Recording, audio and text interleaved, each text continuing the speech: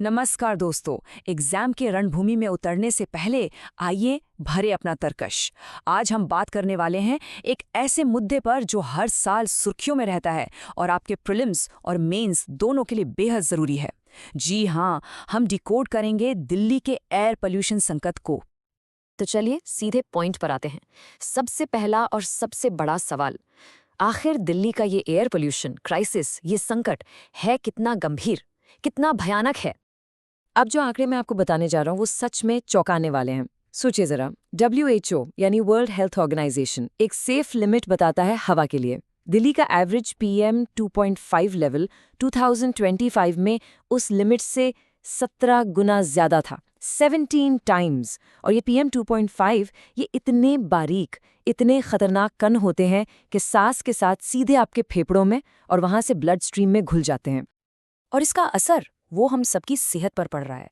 2023 का डेटा कहता है कि दिल्ली में हर 7 में से 1 मौत की वजह एयर पोल्यूशन था। Can you believe that? ये हाइपरटेंशन और डायबिटीज से भी बड़ा हेल्थ रिस्क बन गया है। तो साफ है, ये अब सिर्फ एक एनवायरमेंटल इशू नहीं रहा, ये एक full blown public health emergency है। ठीक है, तो इस पूरे इशू को ठीक से समझने के लिए आइए एक नज़र डालते हैं अपने रोड मैप पर। पहले हम समझेंगे कि ये क्राइसिस कितना बड़ा है, फिर इसके पीछे के कारण क्या है, गवर्नमेंट का एक्शन प्लान क्या है, वो फेल क्यों हो रहा है, और आखिर में इसका सोल्यूशन क्या हो सकता है। तो शुरुआत करते हैं पहले पॉइंट से। आइए देखें कि ये समस्या आखिर कितनी विशाल है और बाकी शहरों के मुकाबले दिल्ली कहाँ स्टैंड करता है। ACPCB यानी सेंट्रल पोल्यूशन कंट्रोल बोर्ड का डेटा देखिए। दिसंबर 2025 में दिल्ली और कोलकाता दोनों का AQI पुअर कैटेगरी में सबसे ऊपर था। हाँ, ये सच है कि थोड़ा सुधार हुआ है, लेकिन इसके बावजूद दिल्ली इंडिया की सबसे पोल्यूटेड मेगा सिटीज में से एक बना हुआ है, और सर्दियों में तो हालत और भी खराब हो जाती है। तो सवाल उठता है कि ये जहरीला धुंधिये स्मॉग आ कहाँ से रहा है? आखिर इसके पीछे वजह क्या है? इसका जवाब थोड़ा कॉम्प्लेक्स है, क्योंकि ये कई चीज़ों का एक मिक्सचर है। अब ये चार्ट बहुत इंटरेस्टिंग है। देखिए, पोल्यूशन का सबसे बड़ा विलन कौन है? वेहिकुलर एमिशंस यानी गाड़ियों का धुआं, पूरे 40%। उसके ठीक पीछे है रोड और कंस्ट्रक्शन की धूल, 38%। और जिसे हम सबसे ज्यादा ब्लेम करते हैं, स्टबल बर्निंग या पराली, वो साल भर में सिर्फ 6% कंट्रीब्यूट करती है। लेकिन यहाँ एक कैच है, ये सीजनल है। जब सर्दियों में ये होता है तो ऑलरेडी खराब हवा को ये सिवियर कैटेगरी में धकेल देता है।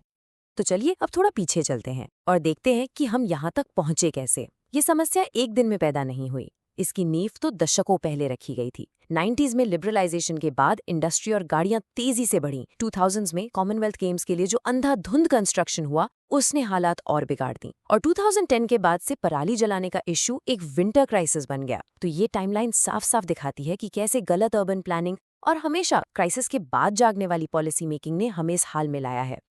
तो इस भयानक पोल्यूशन से लड़ने के लिए सरकार के पास प्लान क्या है? उनका सबसे बड़ा हथियार है GRAP यानी ग्रेडेड रिस्पॉन्स एक्शन प्लान। अब ये GRAP है क्या? ये बेसिकली एक इमरजेंसी रिस्पॉन्स सिस्टम है जिसे सुप्रीम कोर्ट के ऑर्डर पर बनाया गया था। आइडिया ये है कि हवा खराब होने का वेट ना किया जाए, बल्कि फोरकास्ट यानी अनुमान के बेस पर ही पहले से एक्शन लिया जाए, और इसमें सभी एजेंसीज मिलकर काम करती हैं। इसको समझने का सबसे आसान तरीका है इसके स्टेजेस को देखना। GARAP में टोटल 4 स्टेज हैं। जैसे ही हवा पुअर होती है, स्टेज 1 लागू होता है, डस्ट कंट्रोल, गाड़ियों का चेक। हवा वेरी पुअर हुई तो स्टेज 2 में डीजल जनरेटर बंद, और जब हालात सिवियर या सिवियर प्लस हो जाती है, तब कंस्ट्रक्शन पर बंद, ट्रक की एंट्री पर रोक, और ज़रूरत पड़ने पर स्कूल बंद करने जैसे बड़े कदम उठाए जाते हैं। इनफैक्ट 2025 में इसके स्टेज 3 को और भी स्ट्रिक्ट कर दिया गया है। अब आपके मन में सवाल आ रहा होगा कि अगर इतना डिटेल्ड प्लान है, ग्रैप है, तो फिर हर साल हालत इतनी खराब क्यों हो जाती है? और दोस्तों, यही आपके एग्जाम एनालिसिस के लिए सबसे क्रिटिकल पार्ट है। आखिर सिस्टम में कमी कहाँ है? और इसका जवाब खुद मिनिस्ट्री के अपने असेसमेंट में है। वो कहते हैं कि नियम सारे हैं, कानून मौजूद हैं। The gap lies in implementation. समस्या लागू करने में है। ये टर्म इम्प्लीमेंटेशन गैप आप अपने एग्जाम आंसर्स के लिए जरूर याद रखिएगा। यही सबसे बड़ी वजह है। और इस इम्प्लीमेंटेशन गैप के पीछे कई कारण हैं। पहला, हमारा अप्रोच हमेशा रिएक्टिव होता है, प्रिवेंटिव नहीं, यानी जब पोल्यूशन सिवियर हो जाता है तब हम जागते हैं। दूसरा, एनफोर्समेंट बहुत कमजोर है। आपको जानकर हैरानी होगी कि पोल्यूशन कंट्रोल बोर्ड्स में स्टाफ की भारी कमी है। और तीसरा, और शायद सबसे बड़ा, पॉलिटिकल विल की कमी और अलग-अलग स्टेट्स के बीच कोऑर्डिनेशन का ना होना। और इन सब चीज़ों के ऊपर से ऐसी घटनाएं भी होती हैं जो सिस्टम में पब्लिक ट्रस्ट को कम करती हैं। जैसे दिवाली 2024 की ये कंट्रोवर्सी।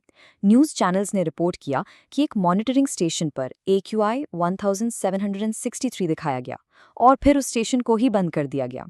अब जब ऐसे आरोप लगते हैं तो सरकारी डेटा की क्रेडिबिलिटी पर सवाल उठना लाजमी है। लेकिन इतनी सारी प्रॉब्लम्स के बावजूद इसका मतलब ये नहीं है कि इसका कोई सल्यूशन नहीं है। बिल्कुल है। तो चलिए अब बात करते हैं एक सफल ब्लूप्रिंट की और देखते हैं कि हम दुनिया से क्या सीख सकते हैं। और सबसे बड़ा एग्जाम्पल है बीजिंग का। दोनों शहरों की कहानी देखिए। एक तरफ दिल्ली है जो रिएक्टिव क्राइसिस मैनेजमेंट में फंसा है। दूसरी तरफ है बीजिंग जिसने पोल्यूशन के खिलाफ वॉर यानी युद्ध का ऐलान किया। उन्होंने $100 बिलियन इन्वेस्ट किए और नतीजा, सिर्फ 4 साल में PM 2.5 में 35% की कमी। ये साफ दिखाता है कि अगर पॉलिटिकल विल हो तो क्या कुछ नहीं हो सकता। तो एक सफल स्ट्रैटेजी के लिए क्या चाहिए? हमें एक कॉम्प्रिहेंसिव, मल्टी प्रोंग्ड अप्रोच की ज़रूरत है। हमें ट्रांसपोर्ट, इंडस्ट्री, वेस्ट मैनेजमेंट और गवर्नेंस, इन सब पर एक साथ काम करना होगा, वो भी एक लॉन्ग टर्म विजन के साथ। EVs को प्रमोट करना होगा, इंडस्ट्री से निकलने वाले पोल्यूशन पर सख्ती करनी होगी और स्टेट्स के बीच कोऑर्डिनेशन को बेहतर बनाना ही होगा। और आखिर में बात आती है हम सबकी, आपकी और मेरी। सरकार अपना काम करेगी, लेकिन एज ए सिटीजन हमारी भी एक भूमिका है। भारत सरकार का जो मिशन लाइफ है, यानी लाइफस्टाइल फॉर एनवायरनमेंट, उसी के तहत हम छोटे छोटे बदलाव कर सकते हैं। पब्लिक ट्रांसपोर्ट यूज़ करना, कार पूलिंग करना, अपने घर का कचरा ना जलाना और अगर कहीं वायलेशन देखें तो ग्रीन दिल्ली जैसी ऐप्स पर रिपोर्ट करना। ये छोटे कदम ही मिलकर एक बड़ा फर्क लाएंगे। तो आखिर में हम इस एक सवाल के साथ आपको छोड़ जाते हैं। रास्ता बिल्कुल साफ है, दुनिया भर के सॉल्यूशंस हमारे सामने हैं। तो क्या दिल्ली की सांस लेने की इस लड़ाई में जो आखिरी चीज़ मिसिंग है वो सिर्फ पॉलिटिकल विल है, सिर्फ एक राजनीतिक इच्छा शक्ति? शायद अब ज़रूरत है एक ऐसी मजबूत प्रतिबद्धता की जो पब्लिक हेल्थ को, जनता के स्वास्थ्य को हर चीज़ से ऊपर रखे।